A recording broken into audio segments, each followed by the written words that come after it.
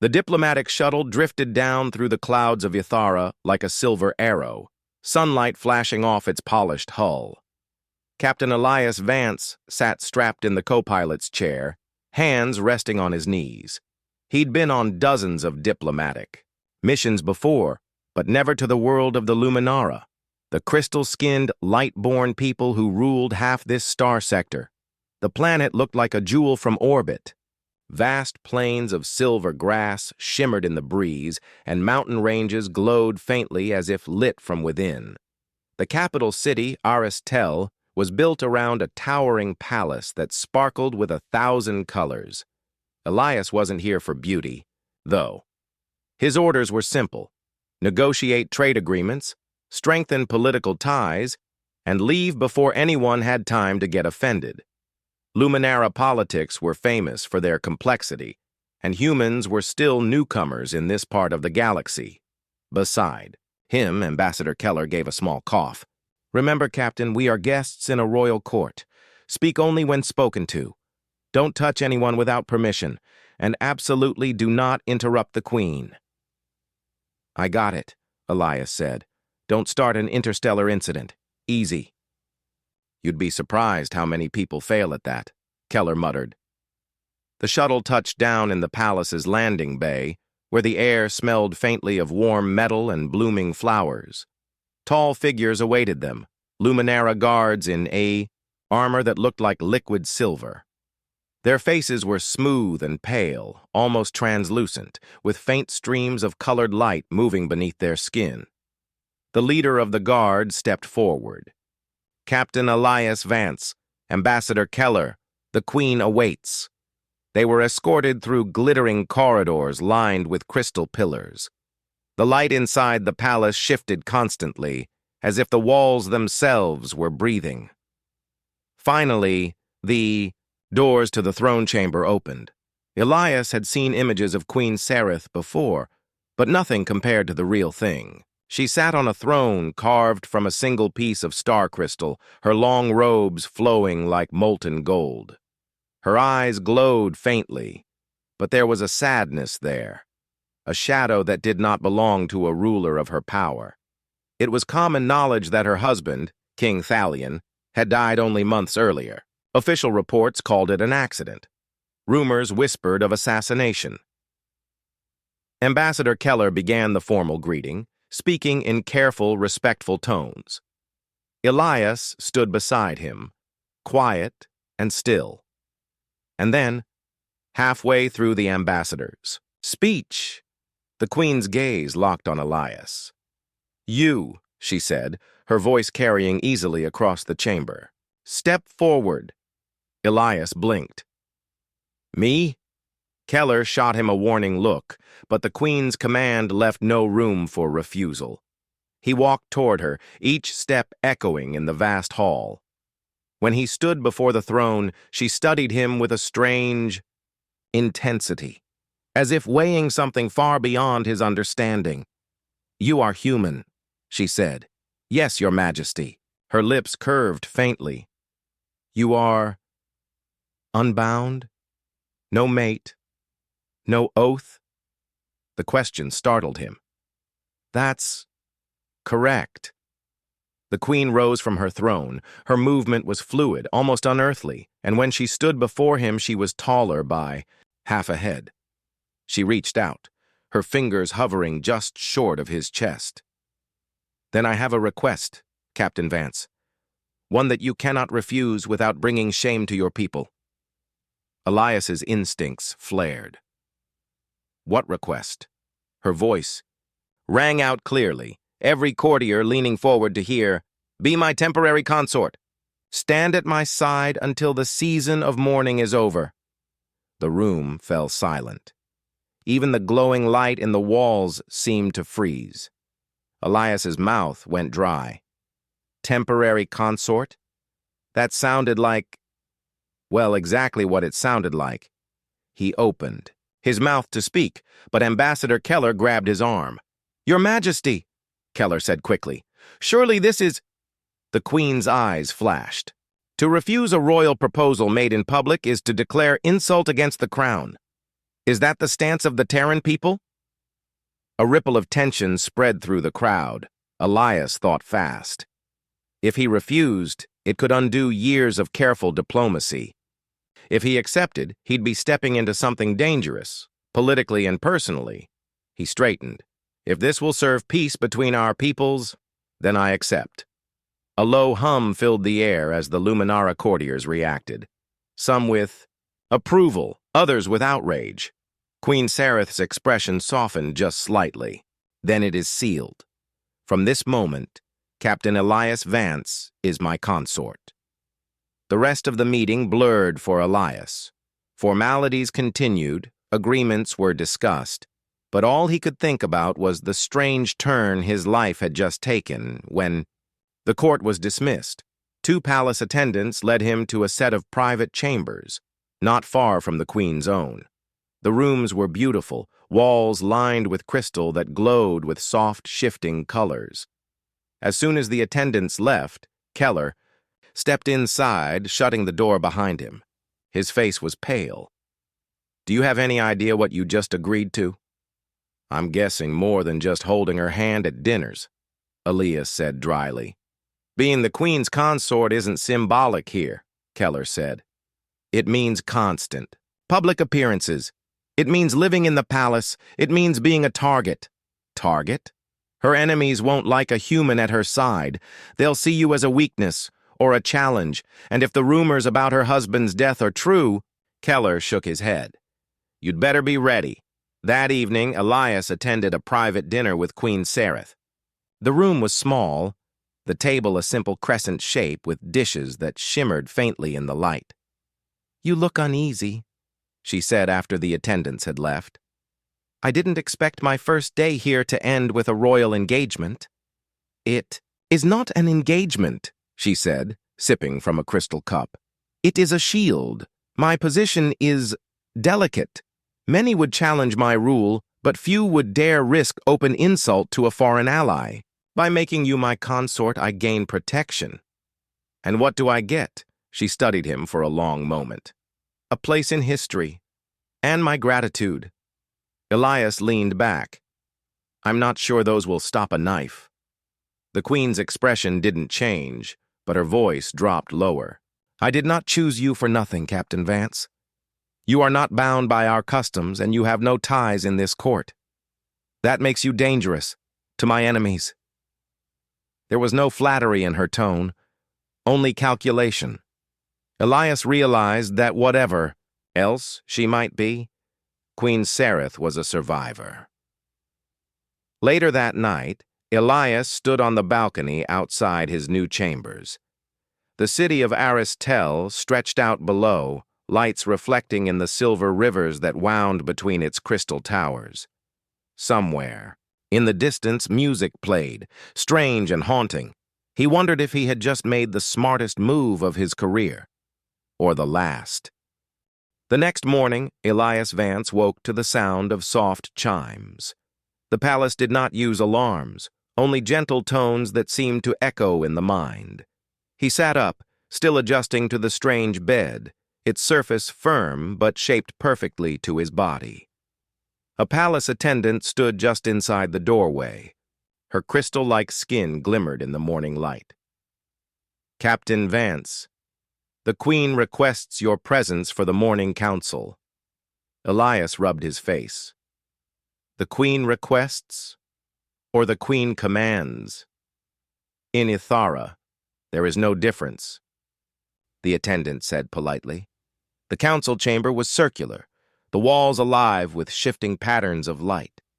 Queen Sareth sat at the center, her robes today a deep silver that made her glow faintly in the dim room.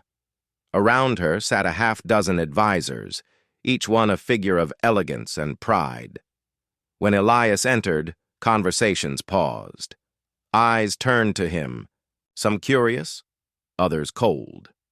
Sareth gestured to the seat at her right. "Captain Vance, join me."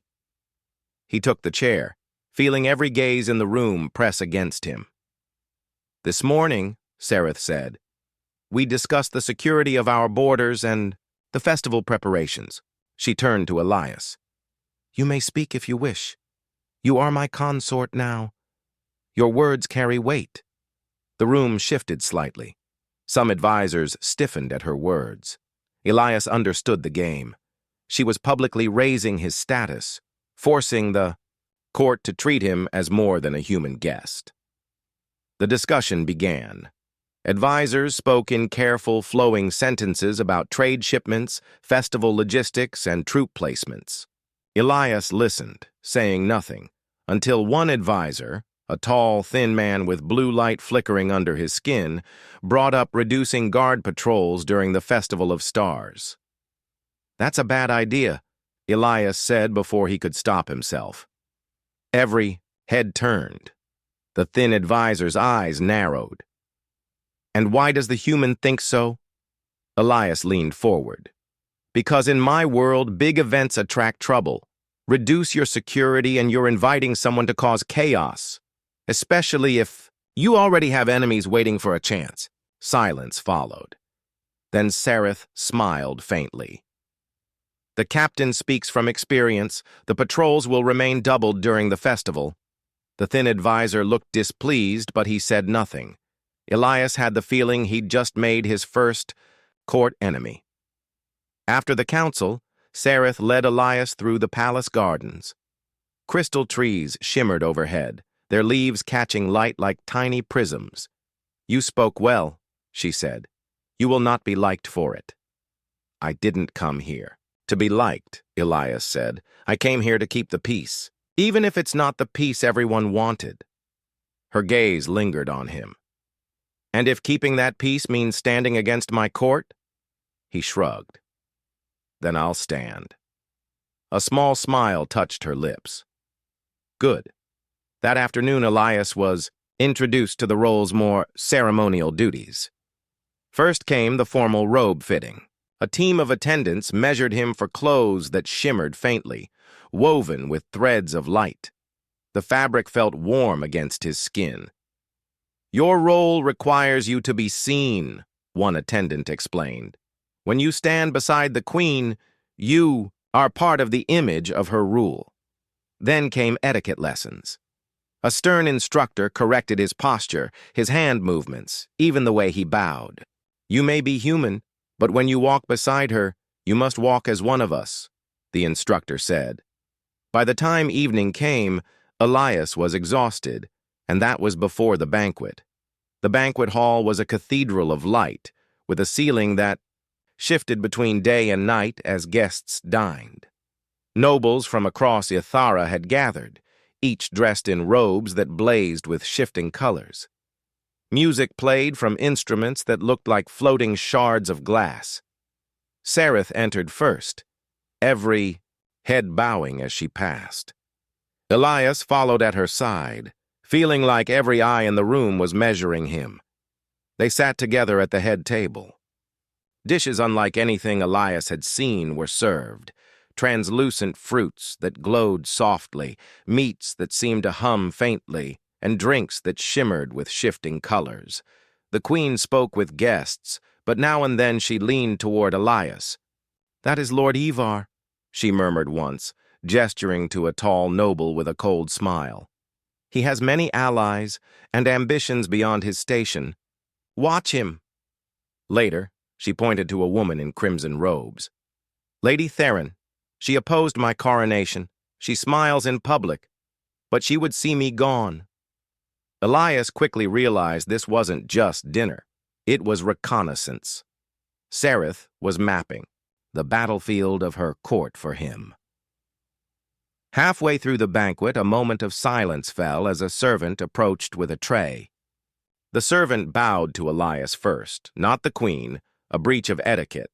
The gesture was subtle, but it sent ripples of surprise through the room. Sareth's expression didn't change, but Elias caught the faint tightening of her jaw.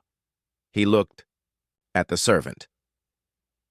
"You should greet your queen first," he said, keeping his voice even. The servant hesitated, then turned to bow to Sareth. She inclined her head, accepting the gesture. Later, in private, she told him, "That was a test. Someone in this court wanted to see if you would put yourself above me. You did not." Elias frowned. That's the kind of game people play here. All the time, she said. It never stops. Days passed. Elias attended meetings, ceremonies, and public walks through the city. The people of Ithara were curious about their queen's human consort. Some smiled when they saw him, others whispered behind their hands. He began to notice things. Shadows moving where there should be none, whispered conversations that stopped. When he approached, guards whose loyalty seemed uncertain. One night, while walking the palace halls alone, he heard voices ahead. He stopped just before the corner. "Cannot allow a human to stand beside her," one voice hissed.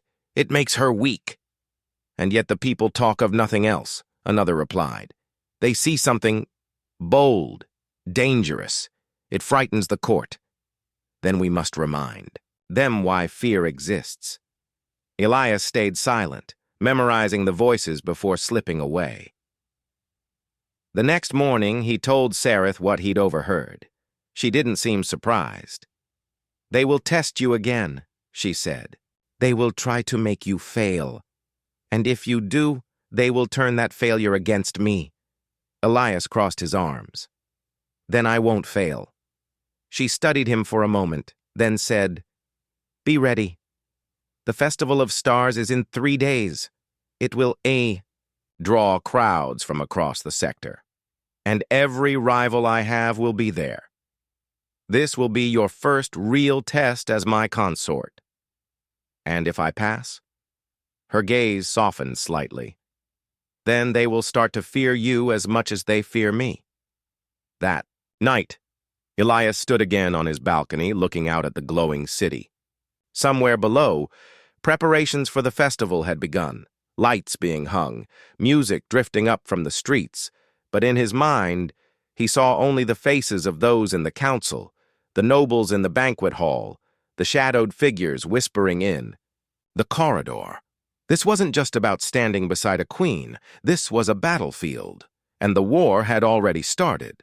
The morning sky over Aristel was pale silver, the sun hidden behind thin clouds. From his balcony, Elias could see thousands of people filling the streets below. Lanterns floated in the air, glowing softly as they drifted between the towers. Music and laughter echoed from every direction. The festival was more than a celebration. It was tradition, religion, and politics all tangled together. It honored the night when Ithara's twin moons aligned, casting silver light across the whole planet. Every ruler for centuries had stood before the people on this day. Elias had been given his role: stand beside Queen Sarith through the ceremonies, the speeches, and the parade. Smile, wave, say nothing unless spoken to. Easy enough, if no one tried to kill them. The queen's chambers were busy with attendants adjusting her robes and crown. Today she wore white and gold, the colors of unity, her crown shaped like rising flames. When she saw Elias, she gave a small nod. "Captain Vance, are you ready?"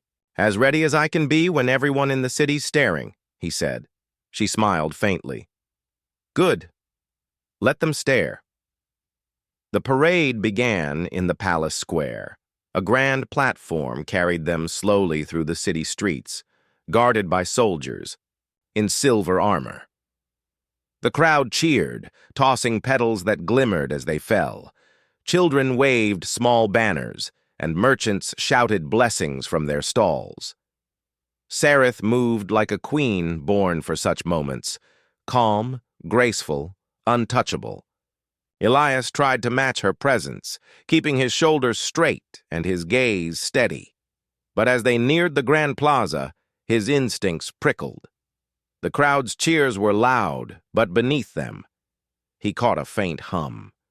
A strange, unnatural vibration. He glanced toward a balcony overlooking the plaza. A man stood there, too still, his eyes locked on the platform. Elias's gaze flicked downward, just enough to see the faint glint of metal in the man's hands. "Weapon! Down!" Elias shouted, moving before the queen could react. He pulled her aside as a bright flash erupted from the balcony. A bolt of searing energy slammed into the platform, shattering the railing where Sereth had stood. The crowd screamed. Guards surged forward, shields raised. Elias scanned the balcony again, but the shooter was already gone. Sereth's face remained calm, but her voice was low. "You saw him first." "I've been in enough war zones to know when someone's about to pull a trigger," Elias said. The guards rushed them back into the palace, the festival cut short. Outside, the cheers had turned into chaos. In the safety of the throne room, the council gathered, their voices sharp with argument. "This is proof the human's presence draws danger," one advisor declared. "Nonsense," another replied. "Without him, Her Majesty would be dead." Sereth raised her hand. Silence fell instantly. "Find the assassin. Search every district. I want him alive." She turned to Elias. "Walk with me." They left the council chamber, moving through quiet palace corridors. "You saved my life," Sereth said finally. "You'd have done the same," Elias replied. She shook her head. "Perhaps, but you moved without hesitation. Even my own guards hesitated." "That's the thing about hesitation," Elias said. "You don't get to take it back." They stepped into the royal gardens. The night had fallen and the crystal trees glowed softly in the dark. The city beyond was still restless, lights flickering as search teams combed the streets. Sereth stopped beside a fountain, her reflection rippling in the water. "When I chose you as my consort, it was strategy, a human shield to confuse my enemies. But today," she paused. "Today I saw more than strategy." Elias met her gaze. "You saw someone who doesn't want you dead." A faint smile touched her lips. "Yes." Over the next few days, their interactions changed. The formal walls between them began to crack. They shared late-night meals in the Queen's private library, where old star maps covered the walls and the firelight softened her sharp edges. Elias told stories from his time in the Terran fleet, border. Patrols gone wrong, smugglers with more charm than sense, and the one time he'd had to negotiate a truce with nothing but a broken translator and a box of chocolate. Sereth listened, her laughter quiet but genuine. In return, she told him of her childhood in the palace, her marriage to Thalion, and the weight of ruling a people who believed their monarch was chosen by the stars themselves. They never spoke of love. This was still a partnership of necessity, but trust began to grow, slow and cautious. One night, a palace guard intercepted Elias in the corridor. "Captain, you should see this," the guard said, leading him to a storage chamber near the outer wall. Inside, crates were stacked high. The guard opened one. Inside were small black devices, explosives by the look of them, smuggled in under festival supplies, the guard explained. Someone was planning more than an assassination. Elias ran a hand over his face. "How many?" "Dozens. Enough to bring down a tower." Elias's mind raced. Whoever was behind this wasn't just targeting the Queen, they were ready to throw the entire city into chaos. He went straight to Sereth. She listened in silence, then stood. "This is no longer whispers and shadows," she said. "It is open war. My enemies will move soon. And if they succeed—" She didn't finish the thought. She didn't need to. Elias thought of the thin advisor from the council, of Lord Ivar's cold smile. "You have names in mind?" "Yes," she said quietly, "but I will not act without proof. That is the difference between me and them." Elias nodded. "Then we'll get you proof." The following days were filled with quiet planning. Elias moved through the palace with more purpose now, speaking with guards he trusted, gathering fragments of information. One night, while crossing a quiet hallway, he spotted a figure slipping through a side door.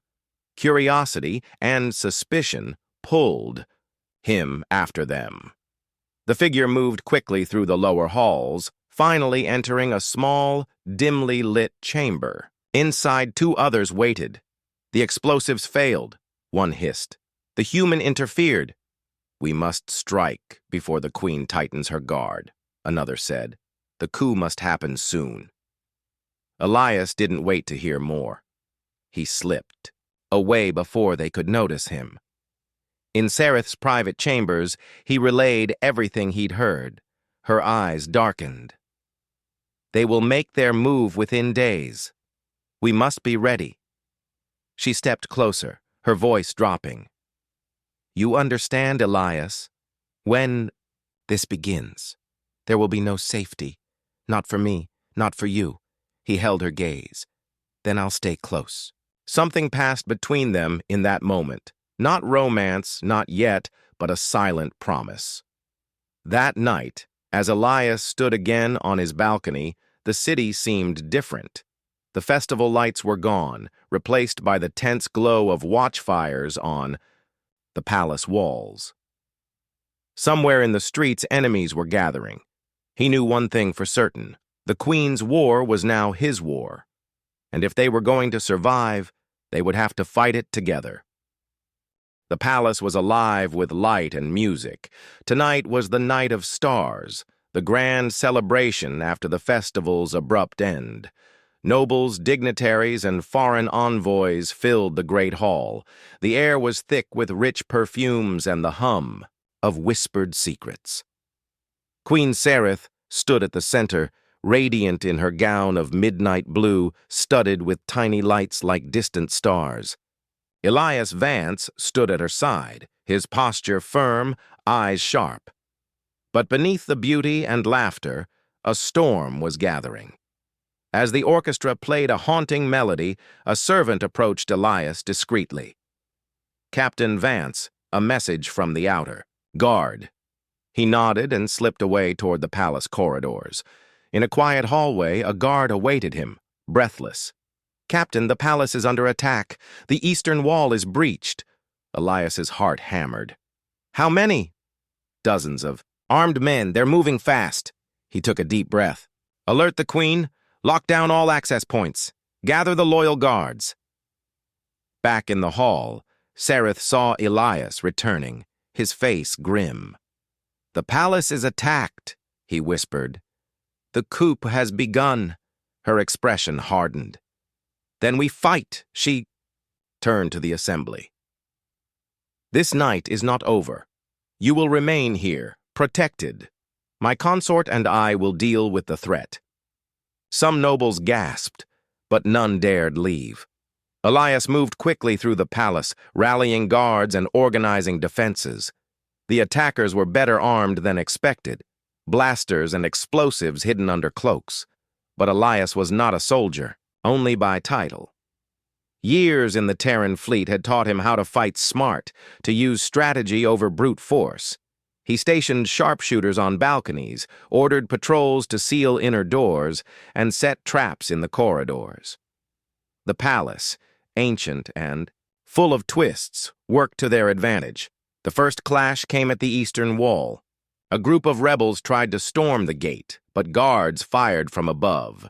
Several attackers fell, but more poured in behind them. Elias joined the fight, firing his weapon with steady aim. Despite the chaos, his calm presence helped the guards hold their line. Suddenly, an explosion shook the corridor behind them. A trap had been triggered. Smoke and fire filled the air. Elias pushed forward, dragging a wounded guard to safety. "Hold the line!" he shouted. Meanwhile, Queen Sereth directed the palace staff, ensuring civilians were safe. Her eyes flashed with steel as she confronted an intruder in the throne room. A tall man with cold eyes, blade drawn. "You will not take my throne," she said firmly. The man sneered. "The throne is mine by right." They clashed in a blur of movement, her grace and speed against his brutal strength. In the end, Sereth disarmed him and had him bound by palace guards. Outside, the fighting grew fiercer. Elias received a report that Lord Ivar, one of the Queen's fiercest rivals, was leading a group of rebels through the western gate.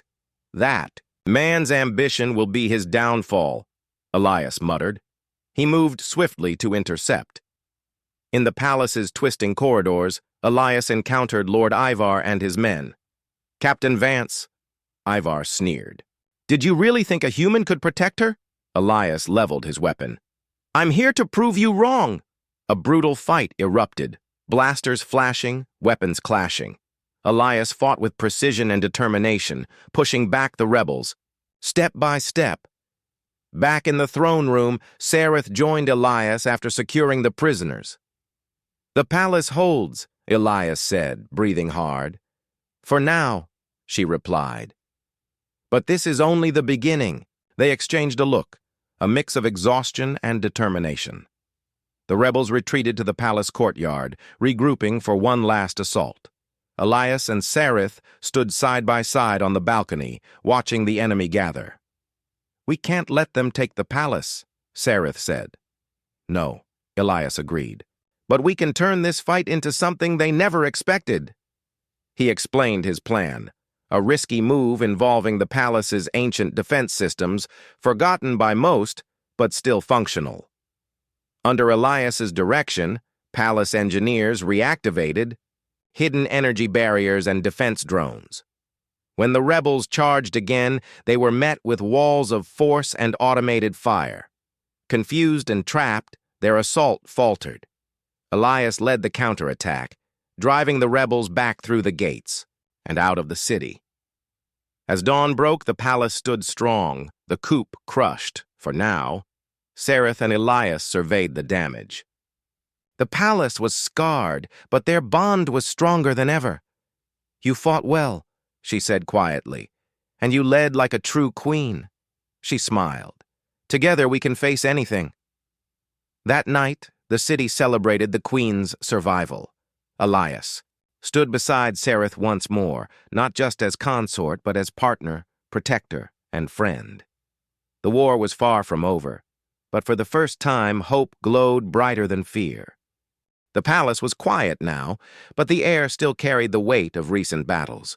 Walls bore scorch marks, halls smelled of smoke, and broken crystal shards glittered like stars on the floor. Yet, amid the damage, a new energy pulsed. Queen Sareth stood on her balcony, looking out over the city of Aristel. The first rays of dawn painted the sky with gold and pink. Beside her, Elias Vance leaned against the railing, his face tired but calm. "The city survived," Sareth said softly. Elias nodded. "Because you fought for it," she smiled faintly. "And because you stood by me when it mattered most."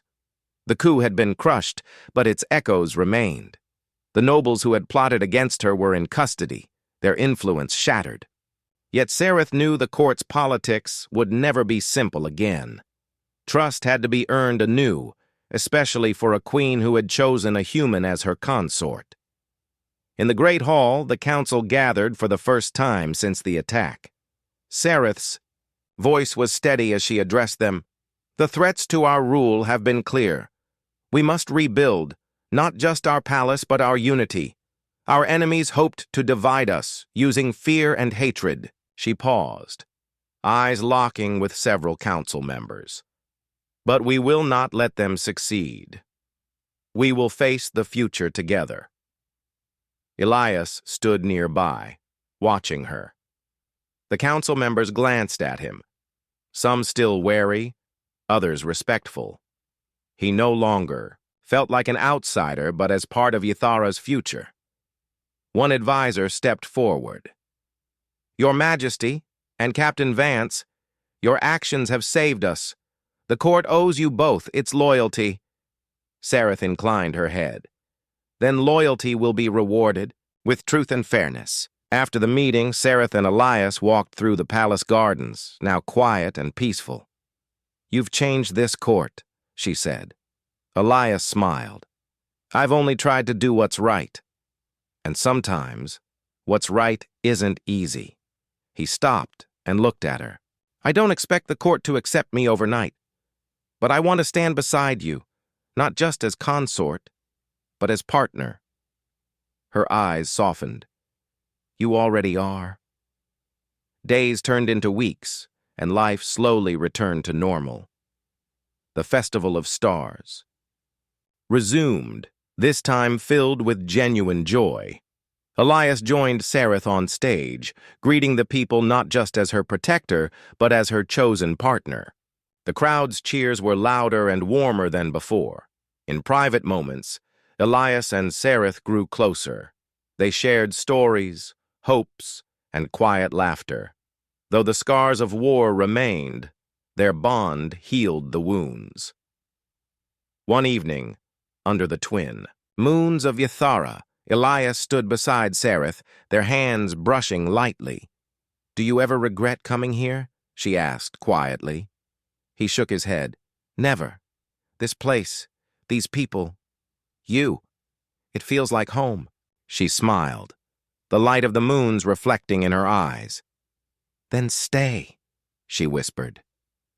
Together they looked to the stars, knowing challenges still lay ahead.